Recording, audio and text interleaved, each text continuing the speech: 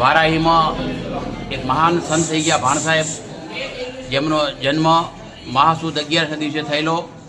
એટલે વારાહીમાં પણ એમની યાદગીરી રૂપે દર મહાસુદ 11ના દિવસે એમના જન્મદિવસની ભવ્ય ઉજવણી કરીએ છીએ. વારાહીનો સમગ્ર હિન્દુ સમાજ ભેગો થઈ અને ત્યાં બપોરે પહેલાં 4 થી 6 સુંદરકાંડનો પાઠ કરીએ છીએ. એના પછી મહાઆરતી યોજવામાં આવે છે. ત્યારબાદ બધાનો સમૂહ મહાપ્રસાદ ભોજન પ્રસંગ યોજવામાં આવે છે. એ નિમિત્તે આજે એની ચર્ચા કરવા માટે એક મિટિંગ બોલાવી હતી. અને બીજો એક કાર્યક્રમ મહાવદ દસમ, જે દિવસે જલારામ બાપાનો નિર્વાણ દિવસ છે, એ દિવસે પણ આ જ પ્રમાણે કાર્યક્રમ રાખવામાં આવે છે.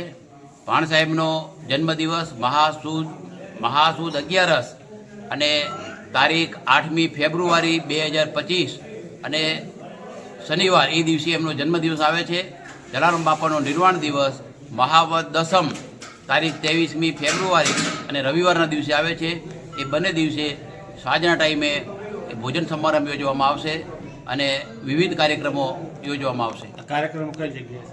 પહેલો ભાણ સાહેબનો જે કાર્યક્રમ છે એ દરિયાળ દાદાના મંદિરે ભોજન સમારંભ યોજવામાં આવશે. સુંદરકાંડનો પાઠ ભાણ સાહેબના મંદિરે યોજવામાં આવશે.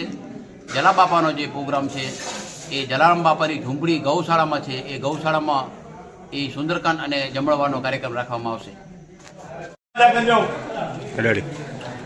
વારાહી ગામનું નામ આમ તો વારાહી માતા ઉપરથી પડેલું નામ છે, પણ રવિ ભાણ સંપ્રદાયની ઉત્પત્તિનું આ સ્થાન છે.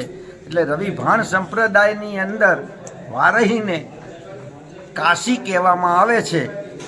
અને વારાહીને ધામ તરીકે જો સરકાર ડિક્લેર કરે અને વારાહી ધામની જય બોલાય છે, તો વારાહી ગામ નહીં પણ વારાહી ધામ નામ પાડે તો ભાણ સાહેબનો જન્મ થયો એટલે આમ ધામ તરીકે ઓળખાય તો એ વધુ સારું કહેવાય.